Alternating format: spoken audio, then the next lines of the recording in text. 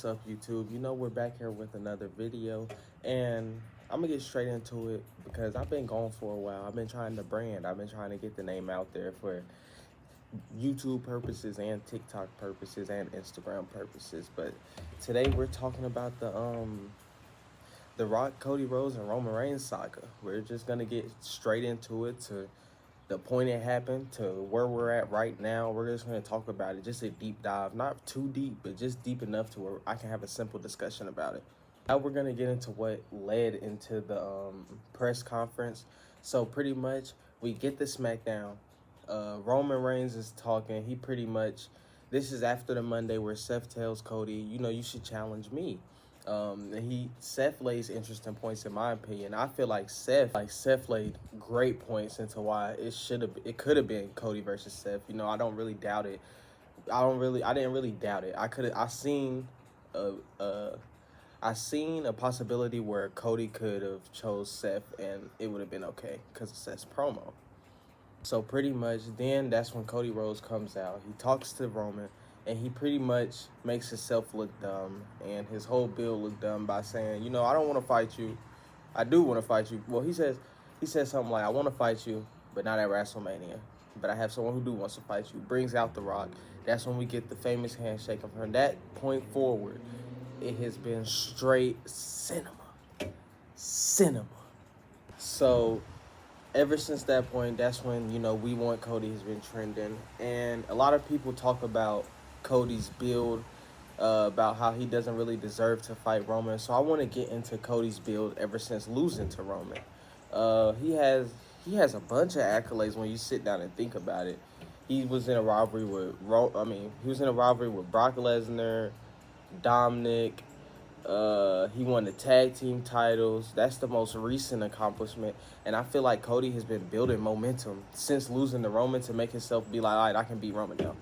Before he lost to Roman, he didn't have beat Brock Lesnar on his accolade. Roman Reigns did. You know what I mean? He beaten world champions to be like, all right, y'all, I'm up here to be I'm up here to be a world champion. You know what I mean? He's now a world champion caliber. He won a War Games match too at that. Something Roman Reigns also did. Look at Roxy.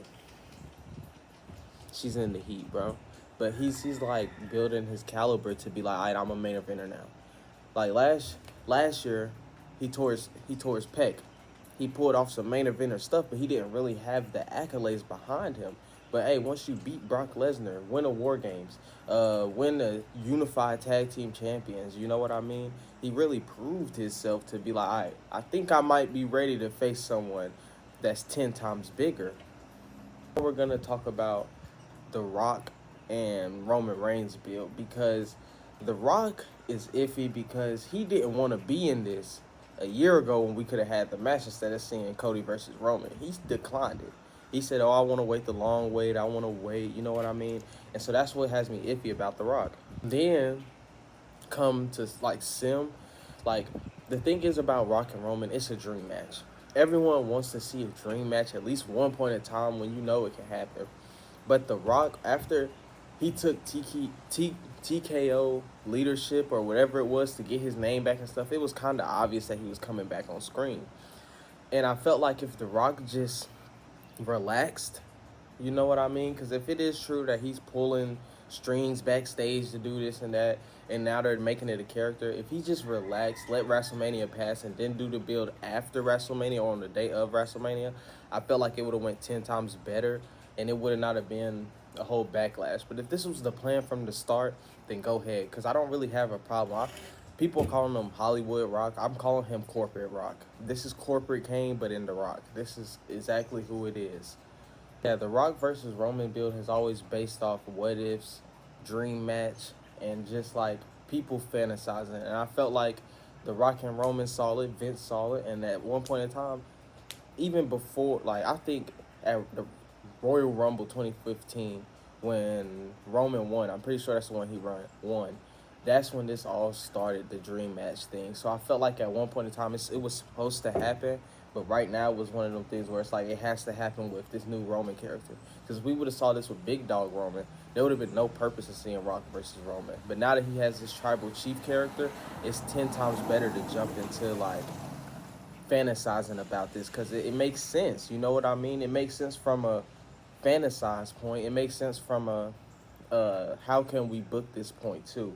But the bad thing was that they just didn't try to take time. They just threw it in and just, you know what I mean? If it was expected to get the "we want Cody," I don't know, but they just threw it in my opinion. And I also want to talk about Roman trying to bury the heavyweight champion, calling it the losers bracket. But I do also want to point some great notes that Drew said. I'm not fighting you if we know your cousins are gonna jump in. You know what I mean? It's one of them things where it's like, all right, for the first year, you was kicking. You know, first year or two. First year and a half. But after it got repetitive with the cousins and we all started to know, it's one of them things where it's like nobody wants to fight Roman. You know what I mean? That's why it's a fatal four-way now, because it's like you can't fight Roman one-on-one because you know what's going to happen. That's why I feel like the Jay's topic is so sensitive to him. You can't bring up Jay because he understands what his bloodline members do for him. He's completely aware that if it wasn't for his bloodline, he would not be champion in some situations. And I feel like that's why the Jay situation is so sensitive to Roman.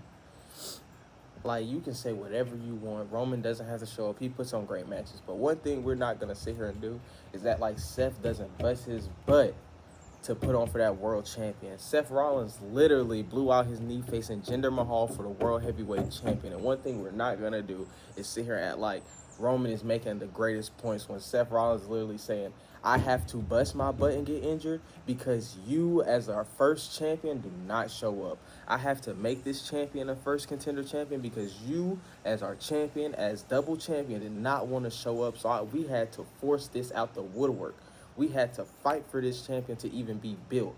So that's why I feel like it's weird, because you sit here and try to say, oh, well, Seth comes to work. He's such a loser. I make more money than that.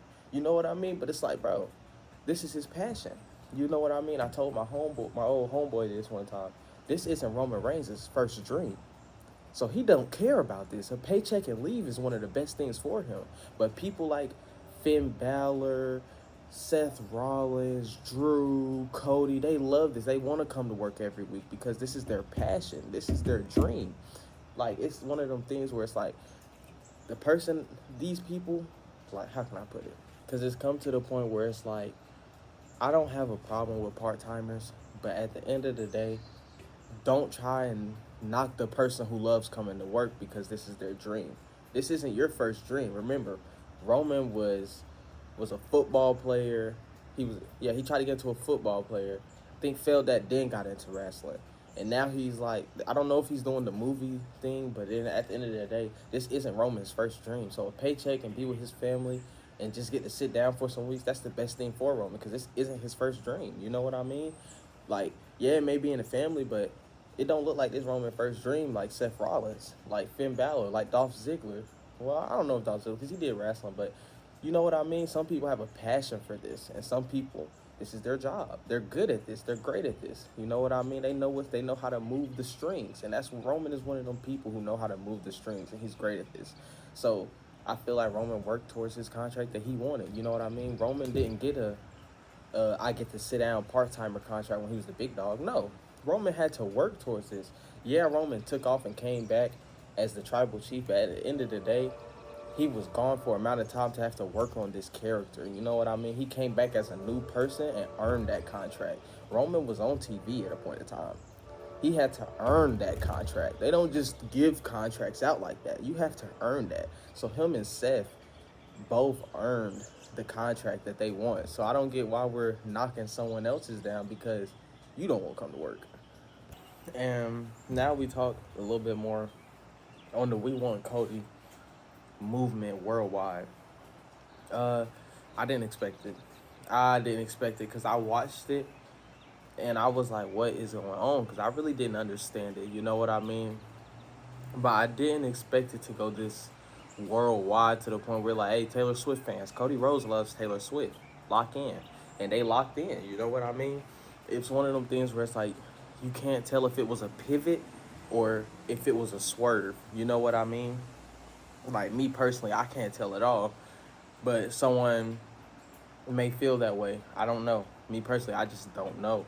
I feel like with this We Want Cody movement, it goes to show that we're not going for 2019 WWE anymore. We're not going for what is it? I'm trying to think of points where we had to fight against. You hear this?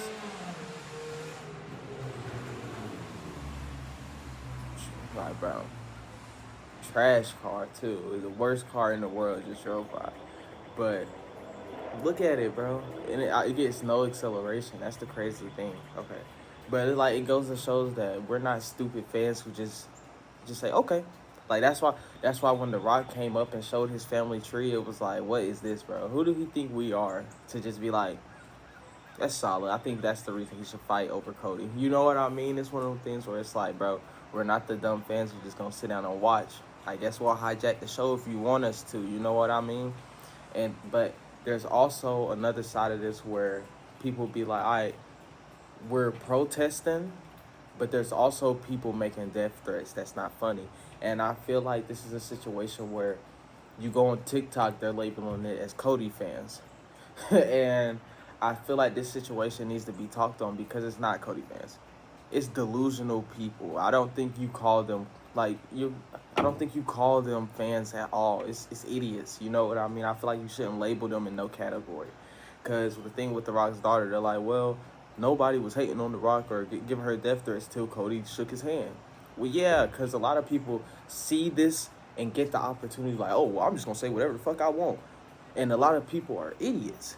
And that's what a lot of people have to see, where it's like, you don't call them people fans. You don't put them in a category. You put them as bozos and leave them there. That's why they don't have no engagements. They have 4 likes, 0 retweets, and 100 views on the whole tweet. And no followers. It's a whole burner account. Y'all like, hey, this Cody fan. Like, bro, people see times like this and jump at it. Like I described this as on my TikTok, this is like everybody relaxing. We having fun in class, and then that's when someone who do too much entirely does too much and make the teacher mad, and we never do it again because you did too much. This is what them type of people are, and I feel like you have to realize these aren't fans. These are weirdos. Nobody wishes death threats and says Roman faked his cancer because you like wrestling. You are a weirdo. And that's what y'all have to realize. It's not fans, it's weirdos. I feel like this press conference in Las Vegas really saved WWE big time. I felt like if this wasn't planned, like the press conference, we would have been in some major, major shit. And I'm being for real. Like we would have been in the deep end right now if it wasn't for that press conference. Like, not only for Cody and Roman, I feel like for WrestleMania in general, you planted seeds of Becky and Rhea. Who else? I forgot who else came out. I'm trying to think. I forgot who else came out. It was Becky and Rhea, Seth, Roman, Cody. Triple H did an amazing promo. Bianca Belair came out. It established a lot for the road to WrestleMania. I felt like this was a great way. I feel like this needs to be done way more often for the big 5 pay-per-views. I feel like we do a big press conference 2 months from when it happens, and we plant them seeds of what's going to happen 2 months from now, especially with Money in the Bank. You have a big press conference with all the people in the qualifying matches, all the people that's already established, and you just be like, hey, you know what I mean? It's one of those things where it's like, I feel like that press conference saved WWE. It was a great thing to do to add towards the bill, because right now you see everybody's like, Seth Rollins was in the background. Seth Rollins did nothing to that. Seth Rollins did a lot for that. You know what I mean? I'm sitting here watching The Rock and Roman Reigns stand next to each other with our world heavyweight champion and the contender staring at across from him. You know what I mean? And it's like, dang, what can happen from this? You like, off a fan standpoint, because I feel like you don't need to take wrestling serious all the time. It's a great time to where you can question, would The Rock fight Seth Rollins? And no, it's not going to happen. Like, it's okay to question that and just laugh at it. You know what I mean? Because that's what I got. I'm looking at them. I'm like, oh, my God, it might be a tag team match at Elimination Chamber. Do I want to see it? No. But it's funny to just laugh at it and be like, yo, it's great. Because Seth Rollins was adding way too much to the segment. People like, he was just standing there. He was just a bystander. Seth Rollins was doing all the emotes I was doing at home. Seth Rollins was a great pick. Seth Rollins stood up for Cody like I would have stood up for Cody. Like, it's one of those things where it's like Seth Rollins deserves to be in this conversation because he's been working his butt off. He's an anti-Roman fan. He's an anti-Roman fan. Why wouldn't Seth Rollins be out there? He literally planted the seed to be like, pick me. Look at it.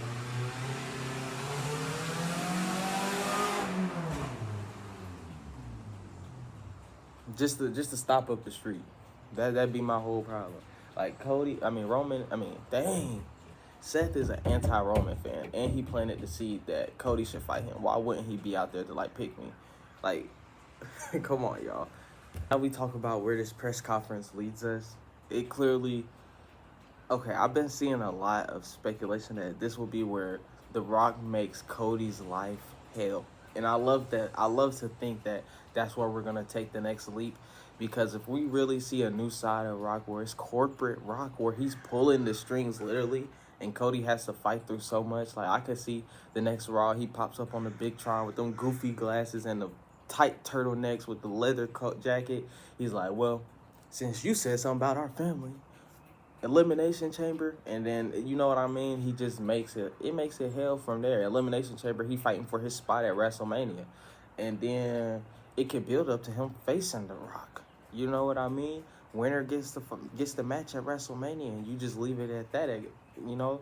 But it's not going to be that way. But it's like, it starts to make you think, how will The Rock, as a corporate figure, play in this storyline? Because you already know it's going to